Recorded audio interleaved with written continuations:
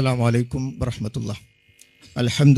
അൽഹംദുലില്ലാഹി റബ്ബിൽ ആലമീൻ വസ്സലാത്തു വസ്സലാമു അലാ റസൂലിഹിൽ അമീൻ വഅലാ ആലിഹി വസഹ്ബിഹി അജ്മഈൻ. അമ്മാ ബഅദ്. അഊദു ബില്ലാഹി മിനശ് ശൈത്വാനിർ റജീം. യാ അയ്യുഹല്ലദീന ആമനുത്തഖുല്ലാഹ ഹഖ്ക തുഖാതിഹി വലാ തമൂതുന്ന ഇല്ലാ വഅൻതും മുസ്ലിമൂൻ. അല്ലാഹു അക്ബർ, അല്ലാഹു അക്ബർ, അല്ലാഹു അക്ബർ. ലാ ഇലാഹ ഇല്ലല്ലാഹ്, അല്ലാഹു അക്ബർ, അല്ലാഹു അക്ബർ വലില്ലാഹിൽ ഹംദ്.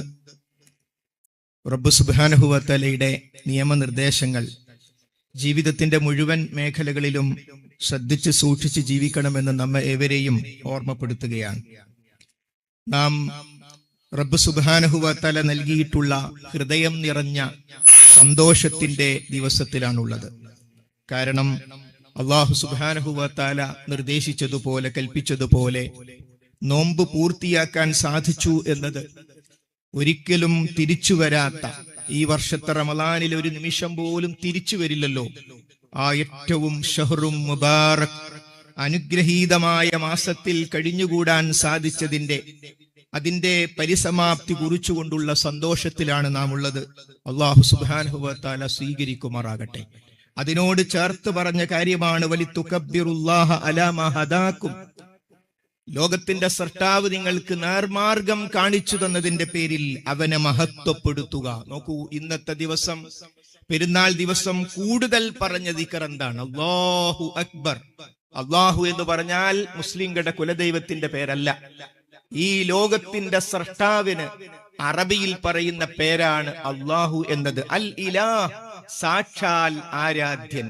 എല്ലാറ്റിനെയും സൃഷ്ടിച്ച് സംവിധാനിക്കുന്ന, ഉറക്കമില്ലാത്ത മഴക്കമില്ലാത്ത സർവശക്തനായ കാരുണ്യവാനായ ഈ ലോകത്തിന്റെ സൃഷ്ടാവ് അവൻ ഉന്നതനാകുന്നു എന്നതാണ് ആവർത്തിച്ചാവർത്തിച്ച് നാം പ്രഖ്യാപിച്ചു കൊണ്ടിരിക്കുന്നത്. ആ സൃഷ്ടാവ് അൽ ഇലാഹാണ്, സാക്ഷാൽ ആരാധ്യനാണ്. അഥവാ നിങ്ങൾക്ക് ഹിദായത്ത് നൽകിയതിന്റെ പേരിൽ പടച്ചവനെ നിങ്ങൾ മഹത്വപ്പെടുത്തുക. ആ ഹിദായത്ത് എന്ന് പറഞ്ഞാൽ ലോകത്തെല്ലാവർക്കും സ്വീകരിക്കാൻ പറ്റുന്ന ഐക്യത്തിന്റെ ഒരു സന്ദേശമുണ്ട്. ആ സന്ദേശം എന്താണ്?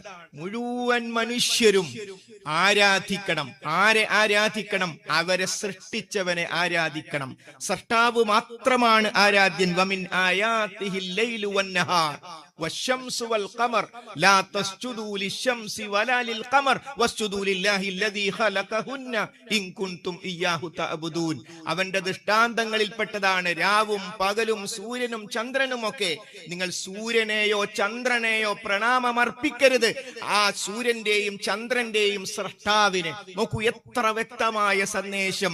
സൂര്യൻ, നോക്കൂ, നമുക്ക് ഊർജം നൽകുന്നത് പടച്ചവൻ സൂര്യനിലൂടെ. എന്നാൽ ആ സൂര്യനെ അല്ല, സൂര്യന്റെ സൃഷ്ടാവിനെ. ചന്ദ്രനെ അല്ല, ചന്ദ്രന്റെ സൃഷ്ടാവിനെ.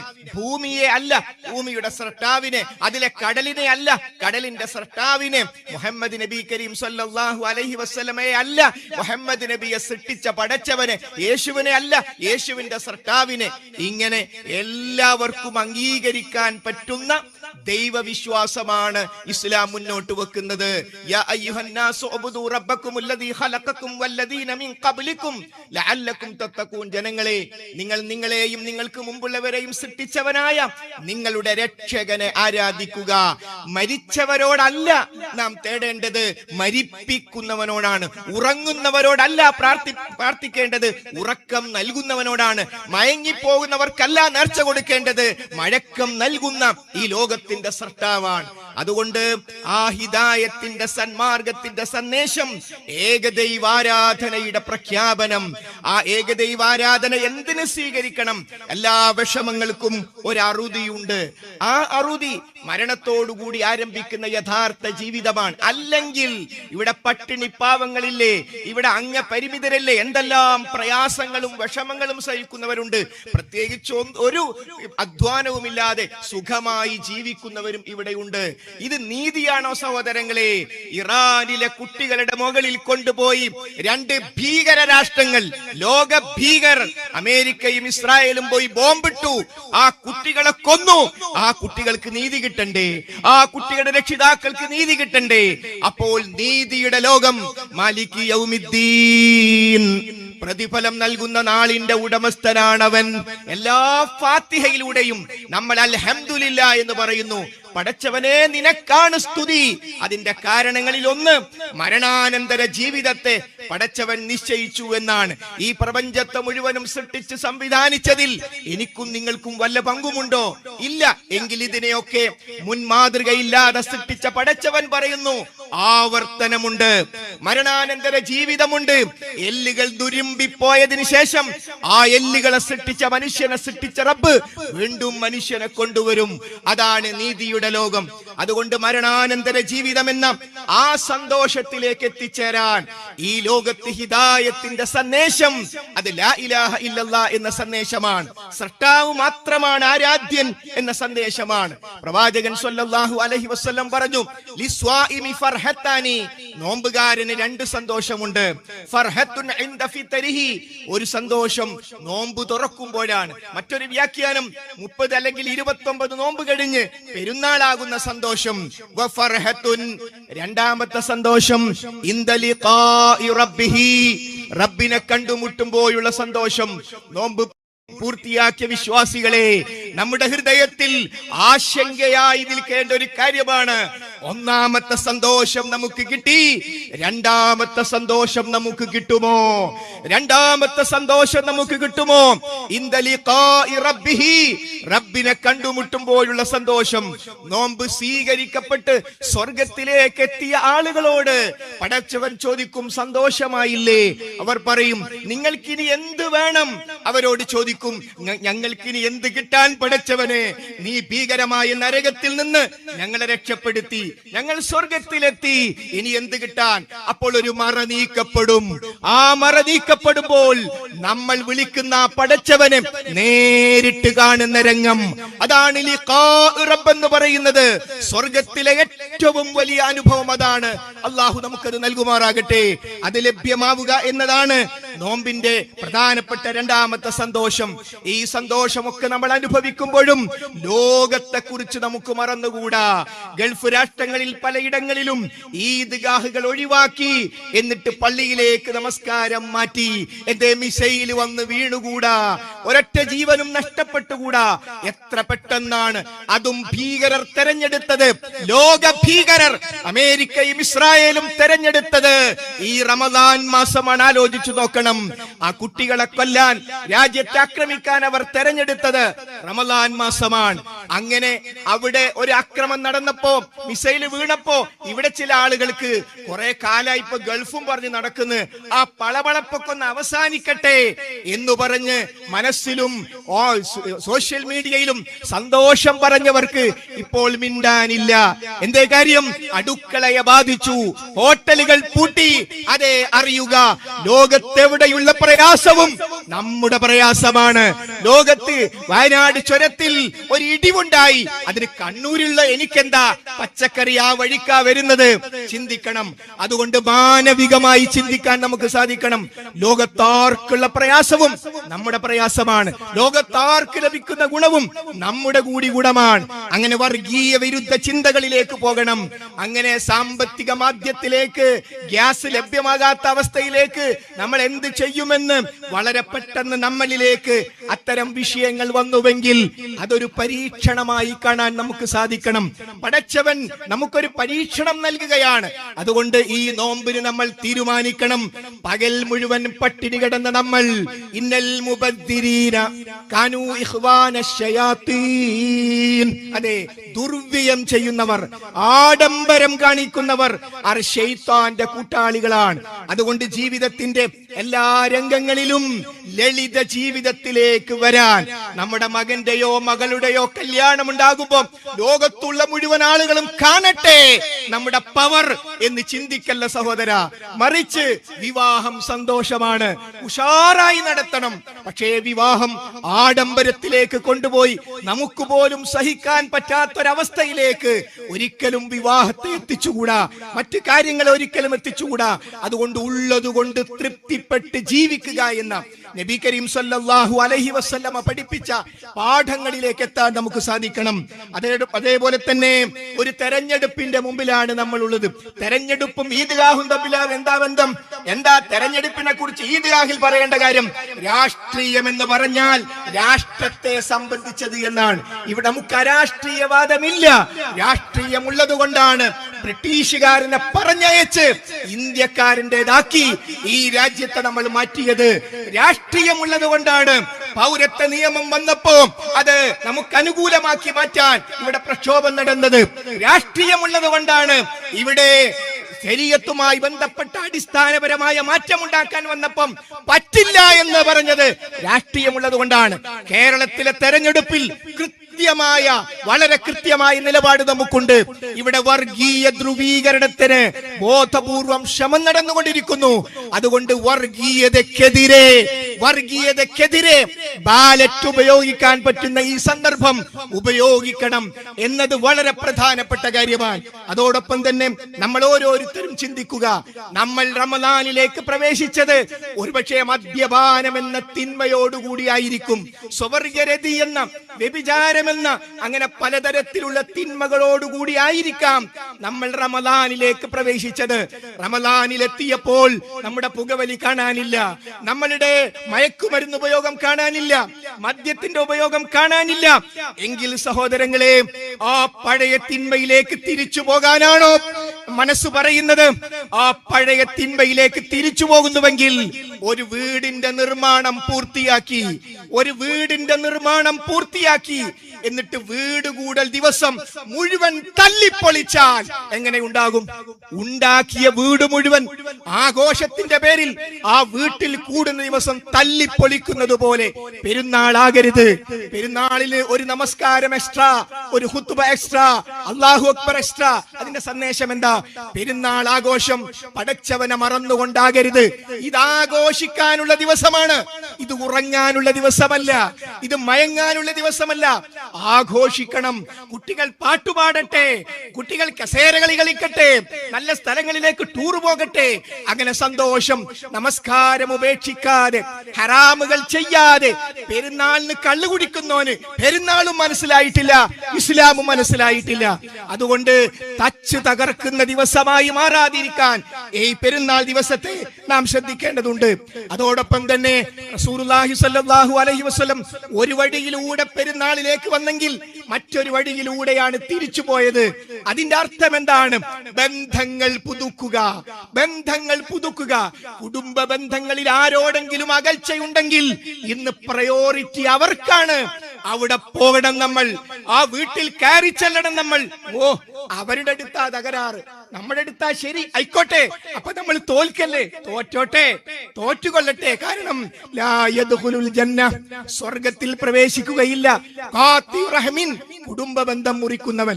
അതുകൊണ്ട് ഊട്ടപ്പെട്ട ബന്ധങ്ങളിലേക്ക് തിരിച്ചു വരുന്ന, അയൽപക്ക ബന്ധങ്ങൾ ശക്തമാകുന്ന ആ ബന്ധങ്ങളുടെ ഒരു ദിവസമായി ഇന്ന് മാറാൻ സാധിക്കണം. അതോടൊപ്പം തന്നെ നമുക്ക് വരുന്നത് വെക്കേഷനാണ്. ഏപ്രിൽ മെയ് എന്ന് പറയുന്നത് പല കുട്ടികളും ആദ്യമായി തെറ്റ് ചെയ്യുന്ന മാസങ്ങളാണ്, ആദ്യമായി മയക്കുമരുന്ന് ഉപയോഗിക്കുന്ന മാസമാണ്, ആദ്യമായി സ്വവർഗരതിയിലേക്ക് പോകുന്ന, അങ്ങനെ പല തിന്മകളിലേക്കും നമ്മുടെ വളർന്ന മക്കൾ പോകുന്ന ദിവസങ്ങളാണ് ഏപ്രിൽ മെയ്. അതുകൊണ്ട് ശ്രദ്ധിക്കണം. കുട്ടികളോടൊപ്പം നമ്മൾ ഉണ്ടാകണം, അവരെ കളിക്കാൻ വിടണം, പക്ഷെ കയറി നമ്മുടെ കയ്യിലായിരിക്കണം.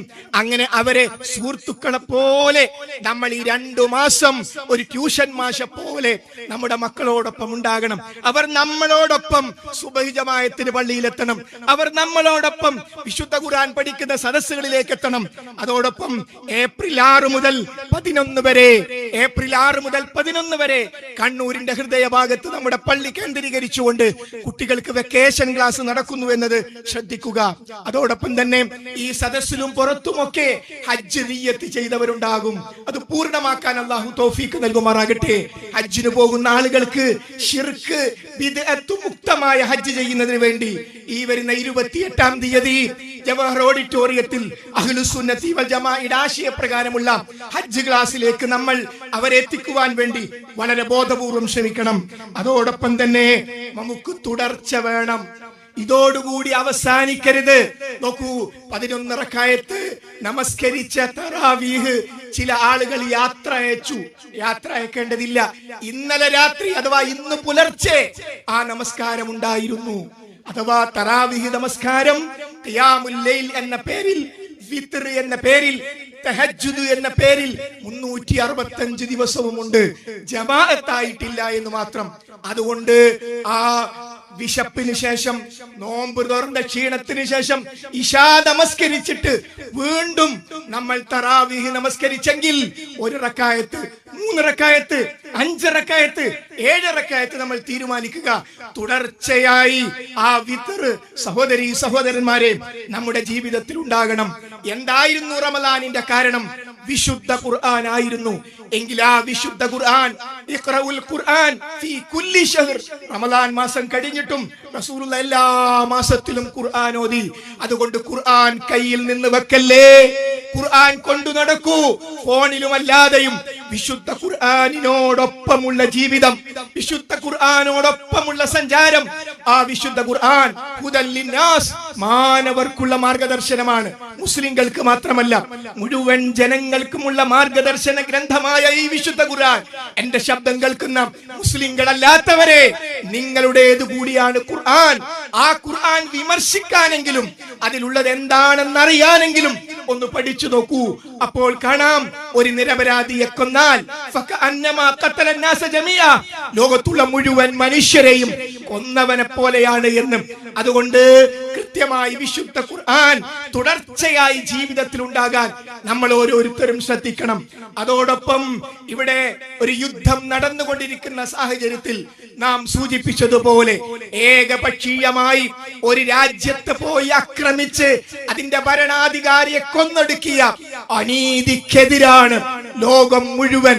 അതേ സന്ദർഭത്തിൽ ഓർക്കുക, ഇറാൻ പ്രതിനിധീകരിക്കുന്ന ഒരു മതമുണ്ട്, ഒരാശയമുണ്ട്, അത് ഷിയായിസമാണ്. ചില ആളുകൾ ഈ സന്ദർഭം വെച്ച് ഇറാനിനോട് അനുകൂലമായ മനസ്ഥിതി ഉണ്ടല്ലോ എന്ന് കരുതി ഇറാനിലുള്ള ഷിയായിസത്തെ നോർമലൈസ് ചെയ്യാൻ ചില ശ്രമങ്ങൾ നടന്നു. അംഗീകരിക്കാൻ സാധ്യമല്ല. നീതിയുടെ പക്ഷത്താണ് നമ്മൾ. എന്നാൽ ഷിയായിസം എന്ന് പറഞ്ഞാൽ അവർ തന്നെ അൽ കാഫി എന്ന ഗ്രന്ഥത്തിൽ പറയുന്നത് വിശുദ്ധ ഖുർആനിൽ 17,000 ആയത്തുകൾ ഉണ്ടെന്നാണ്. അംഗീകരിക്കാൻ പറ്റുമോ? വിശുദ്ധ ഖുർആനിൽ 17,000 ആയത്തുകൾ ഉണ്ട് എന്ന് നമ്മൾ ബുഖാരിയെ പോലെ പ്രാധാന്യം കൊടുക്കുന്ന അൽ കാഫി എന്ന ഗ്രന്ഥത്തിൽ അവർ എഴുതി വെച്ചിട്ടുണ്ട്. അബൂ ഹുറൈറ റളിയല്ലാഹു അൻഹു ഹദീസ് നിവേദനത്തിന് കമ്മീഷൻ പറ്റിയെന്ന് പച്ച മലയാളത്തിൽ ഷിയാക്കളുടെ പുസ്തകമുണ്ട്. സ്വഹാബത്തിനെ ദുഷ്ടന്മാർ എന്നവർ വിളിച്ചത് രക്തസാക്ഷ്യം എന്ന പുസ്തകത്തിലൂടെ നമുക്ക് കിട്ടും. അതുകൊണ്ട് ഈ ചുളുവിൽ ഷിയായിസത്തെ മുസ്ലിങ്ങളിലേക്ക് കൊണ്ടുവരാം എന്നാരെങ്കിലും വിചാരിക്കുന്നുണ്ടെങ്കിൽ അത് നമുക്ക് അംഗീകരിച്ചു കൊടുക്കാൻ സാധ്യമല്ല. ഞാൻ അവസാനിപ്പിക്കും മുമ്പ് ചില ആളുകൾക്ക് വിഷമം, നോമ്പ് കഴിഞ്ഞല്ലോ. ശരിയാണ്, റമദാൻ നോമ്പ് കഴിഞ്ഞു, വല്ലാത്ത ദിവസങ്ങളായിരുന്നു. ശരി, ആഗ്രഹമുണ്ടോ? നാളെ നോമ്പ് തുടങ്ങുന്നു. ഒരാൾ റമദാനിൽ നോമ്പ് നോക്കുകയും ശവ്വാൽ 6 തുടർത്തുകയും ചെയ്താൽ വർഷം മുഴുവൻ നോമ്പ് നോറ്റതുപോലെ. അതുകൊണ്ട് ആ സുന്നത്തായ ആ നോമ്പിനെ നമ്മുടെ ജീവിതത്തിലേക്ക് കൊണ്ടുവരാൻ നമ്മൾ ശ്രമിക്കുക. അതോടൊപ്പം വന്ന നമ്മളെല്ലാവരും ദാനം ചെയ്യുക. ഇന്നത്തെ വളരെ പ്രധാനപ്പെട്ട ഒരു സുന്നത്താണ് ദാനം ചെയ്യുക എന്നത്. ഒപ്പം നമ്മൾ ഓർക്കണം, നമ്മുടെ സഹോദരങ്ങളെ, ഗൾഫിലും മറ്റു പ്രദേശങ്ങളിലും പ്രയാസപ്പെട്ട് കഴിയുന്ന നമ്മുടെ സഹോദരങ്ങൾക്ക് വേണ്ടി നമ്മൾ പ്രാർത്ഥിക്കണം. അല്ലാഹു സുബ്ഹാനഹു വ തആല പൂർണ്ണ സുരക്ഷിതത്വം അവർക്കെല്ലാവർക്കും പ്രദാനം ചെയ്യുമാറാകട്ടെ. അവരുടെ ഉപജീവനത്തിലുള്ള എല്ലാ പ്രയാസങ്ങളും അല്ലാഹുവേ നീ നീക്കിക്കൊടുക്കണമേ. അല്ലാഹുവേ, പ്രാർത്ഥനക്കർഹൻ നീ മാത്രമാണ്. ഞങ്ങൾ നിന്നോട് മാത്രമാണ് പ്രാർത്ഥിക്കുന്നത്. അല്ലാഹുവേ, പ്രതിസന്ധികളിൽ നിന്ന്, പരീക്ഷണങ്ങളിൽ നിന്ന് നീ ഞങ്ങളെ കാത്തുരക്ഷിക്കണമേ. ഞങ്ങളുടെ സഹോദരങ്ങളുടെ ജീവൻ നീ കാത്തുരക്ഷിക്കണമേ. പൂർണ്ണ സമാധാനത്തിലേക്ക് എത്രയും പെട്ടെന്ന് നീ എത്തിക്കണമേ. ലോക ഭീകരനെ അല്ലാഹുവേ നീ പിടിച്ചു കെട്ടണമേ. അല്ലാഹുവേ, ഞങ്ങളുടെ കൂട്ടത്തിൽ ഞങ്ങളുടെ ഉറ്റവരും ഉടയവരുമായ പലരും മരണപ്പെട്ടു പോയിട്ടുണ്ട്. ഞങ്ങൾ ഈദ്ഗാഹിലിരിക്കുമ്പോൾ അവർ ഖബറിലാണ്. അല്ലാഹുവേ, അവരുടെ ഖബറുകൾ നീ വിശാലമാക്കി കൊടുക്കണമേ. രാവിലെയും വൈകുന്നേരവും സ്വർഗത്തിന്റെ രംഗങ്ങൾ കാണുന്ന ഖബറുകളായി നീ അവരുടെ ഖബറുകളെ മാറ്റണമേ. അല്ലാഹുവേ, രോഗം കൊണ്ട് പ്രയാസപ്പെടുന്ന ചിലരെങ്കിലും നമസ്കാരത്തിന് പോലും വന്നിട്ടില്ല. അവർ ആശുപത്രി ബെഡിലും സ്വന്തം വീട്ടിലെ ബെഡിലുമാണ്. നീ ശിഫ കൊടുക്കണമേ നാഥ. താങ്ങാനാകാത്ത രോഗങ്ങളിൽ നിന്ന്, അപകടങ്ങളിൽ നിന്ന്, അപകട മരണങ്ങളിൽ നിന്ന് അല്ലാഹുവേ നീ ഞങ്ങളെ എല്ലാവരെയും കാത്തുരക്ഷിക്കണമേ. അല്ലാഹുവേ, ലഹരിയുടെ പിടുത്തത്തിൽ നിന്ന് നീ ഞങ്ങളെ കാത്തുരക്ഷിക്കണമേ. ഞങ്ങളിൽ നിന്ന് ഞങ്ങൾക്ക് വേണ്ടി ദുആ ചെയ്യുന്ന സ്വാലിഹീകളായ സന്താനങ്ങളെയും ഇണകളെയും അല്ലാഹുവേ നീ ഞങ്ങൾക്ക് പ്രദാനം ചെയ്യണമേ. അല്ലാഹുവേ, ഞങ്ങളുടെ നോമ്പ് നീ സ്വീകരിക്കണമേ. ഞങ്ങളുടെ ഖിയാം നീ സ്വീകരിക്കണമേ. ഞങ്ങളുടെ ദാനധർമ്മങ്ങൾ നീ സ്വീകരിക്കണമേ. അല്ലാഹുവേ, റയ്യാൻ എന്ന കവാടത്തിലൂടെ സ്വർഗത്തിലേക്ക് പ്രവേശിക്കുന്നവരുടെ കൂട്ടത്തിൽ നീ ഞങ്ങളെ ഉൾപ്പെടുത്തണമേ. അല്ലാഹുവേ, നിരന്തരമായി ഞങ്ങൾ പറഞ്ഞുകൊണ്ടിരിക്കുന്ന മുഹമ്മദുൻ റസൂലുള്ളാഹ്, ആ റസൂലുള്ളയെ കാണാൻ, റസൂലുള്ളയെ കെട്ടിപ്പിടിക്കാൻ, റസൂലുള്ളയോടൊപ്പം സ്വർഗത്തിലേക്ക് പ്രവേശിക്കാൻ നീ ഞങ്ങൾക്ക് തൗഫീക്ക് നൽകണമേ. അല്ലാഹുവേ, സംസ്ഥാനത്തും രാജ്യത്തും ലോകത്തുടനീളവും മുസ്ലിം സഹോദരങ്ങൾ വിശിഷ്യ അനുഭവിച്ചുകൊണ്ടിരിക്കുന്ന എല്ലാ പരീക്ഷണങ്ങളിൽ നിന്നും നീ ഞങ്ങളെ കാത്തുരക്ഷിക്കണമേ. ദീനീ ജീവിതം നയിക്കാൻ, നിന്നിലേക്ക് കൂടുതൽ അടുക്കാൻ അല്ലാഹുവേ നീ തൗഫീക്ക് നൽകണമേ. അല്ലാഹുമ്മ ഗ്ഫിർ ലിൽ മുഅ്മിനീന വൽ മുഅ്മിനാത്ത് വൽ മുസ്ലിമീന വൽ മുസ്ലിമാത്ത് അൽഅഹ്യാഇ മിൻഹും വൽ അംവാത്ത്. റബ്ബനാ ആതിനാ ഫിദ് ദുനിയാ ഹസന വഫിൽ ആഖിറതി ഹസനതൻ വഖിനാ അദാബൻ നാർ. ആമീൻ ആമീൻ ബിറഹ്മതിക യാ അർഹമർ റഹീമീൻ.